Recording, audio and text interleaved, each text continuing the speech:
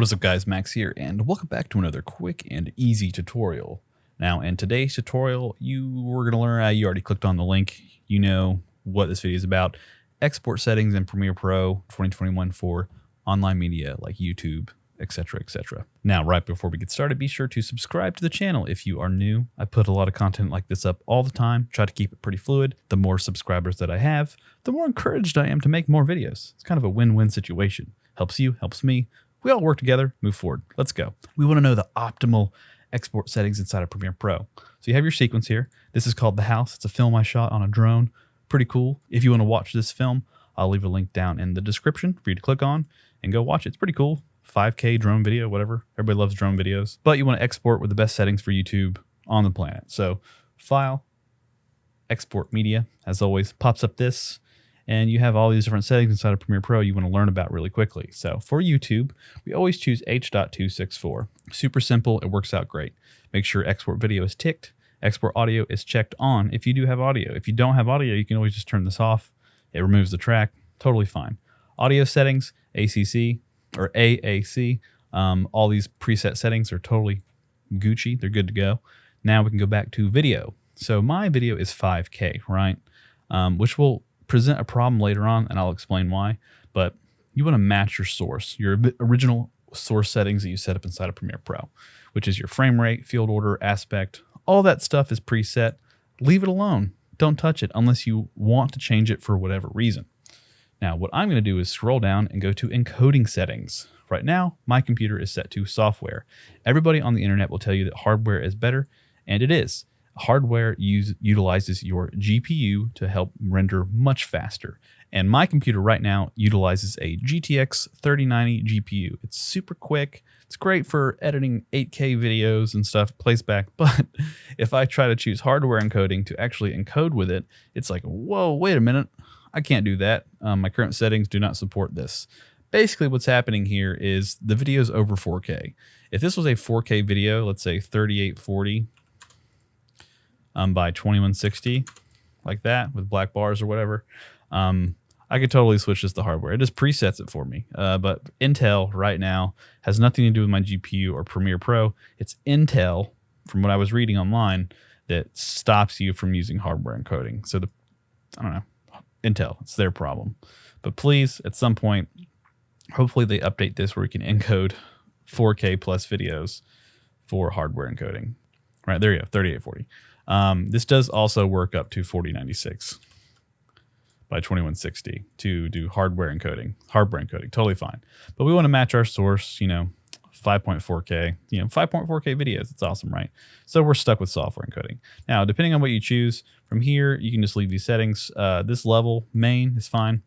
Some people are working with smaller resolutions already, so it might be set to 4.0, but jack that number up to 5.2 or 6.0. The larger this number, the larger the file, but that's okay. These are really good settings. Let's scroll down to the most important settings right now are the bitrate settings. So we want to optimize these, right? So bitrate encoding right here. We have VBR, 1 pass and 2 pass. Ignore that. So 1 pass means it renders it once. Once through, all good to go. And sometimes 1 pass is totally fine and all you need. And I'll explain types of videos I've rendered with that soon. But what we're going to do for this film, it's the house in 5K, whatever. We want to do VBR 2 pass because it renders it twice. And when you have like complex environments, visual effects, all that stuff. So there's a lot of trees on the screen, some dark areas. The 2 pass will actually make this video better quality, quote unquote. Now, if I rendered them side by side, 1 pass and 2 pass, and compared them 1-to-1, a lot of the shots would look exactly the same. There will be very small details for 2 pass that are better. Now we need to figure out the target bitrate settings, the target and the maximum bitrate settings, right? What are they depending on your video? 1080p, 4K, 5K, whatever. But YouTube actually does provide a cool cheat sheet for suggested bitrate settings. And I will leave a link down in the description to this page. It's also super easy to Google and find. So for 4K videos, right, at 24, 25, and 30 frames per second, your target bitrate is 35 to 45 megabytes per second. Now, if you're working with if you're working with a 1080p video, your target bitrate is going to be 8 megabytes per second, assuming that it's up to 30 frames per second.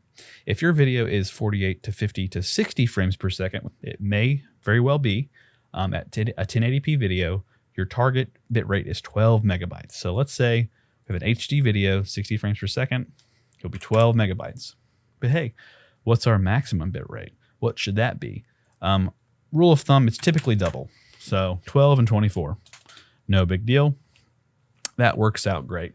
For HD, 30 frames per second, it'll be 8 and 16. For 4K at 60 frames per second, 2-pass, it'll be, let's say, 70 and 140. Now, obviously, different people will tell you different numbers for depending on what they're doing. That's totally fine. And in reality, you can just kind of jack these numbers up. It's okay. It's just more bits, bigger the file, basically. And that's totally fine. Now, for this YouTube video that you're actually watching, right, it's a 60 frames per second recorded video that I recorded in OBS, the software right here. And I always do 1-pass because it's 3840 by 2160p, 60 frames per second. I always do 1-pass, and I do my target bitrate at 65.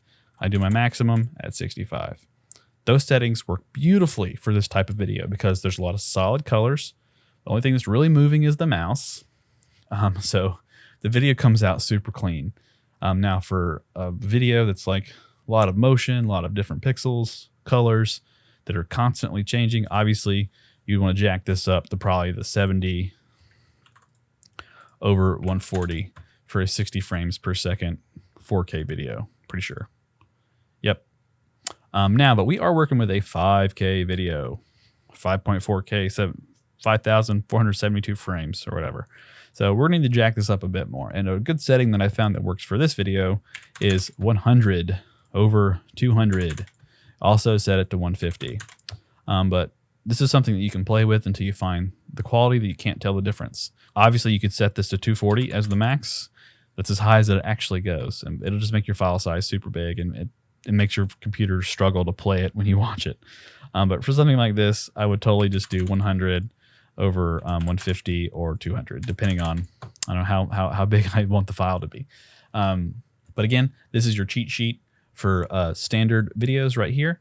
If you have HDR videos, those exist. We know what HDR is, high dynamic range. The bit rates do change a little bit. So 85 for 60 frames per second, 70, whatever. But this is your cheat sheet. Use this, helps out. And from there, we're going to scroll down, and all this is cool. Ignore that. You want to use maximum render quality. Super great. This is what you want to always check when you're going to export something fancy. Use previews. This is for if there's previews that were pre-rendered inside of Premiere Pro, inside your edit. If you, let's use the already rendered footage. That's great. It'll make your render go faster. If you don't care about going faster, you can uncheck that box. That's totally okay. And from here, you should be good to go to export. These are some pretty dank export settings for Premiere Pro. They'll work out just fine. And try it out. Try out different settings. Figure out what works best for your project. Each project is different. So like I said, my settings for these YouTube tutorials are very specific. VBR 1-pass 65 or 65. I found that worked the best. It resulted in beautiful quality for my exports. And but for this like house 5K drone video that I filmed, obviously I need to change the settings for that. It's not going to be 1-to-1 for something I recorded on my computer and something I recorded. It's got a lot of color grading and editing and sound and stuff. It's a lot different. So do your research, find out what works for your project specifically, or if you have a repetition of projects that are very similar, some basic settings are fine. Other than that, that's how you do it. As always, guys, I'm Max. Thank you for watching this video. Thank you for being a part of the channel. If you are new to the channel, feel free to like and subscribe. Other than that, I'll catch you guys in the next video. Peace.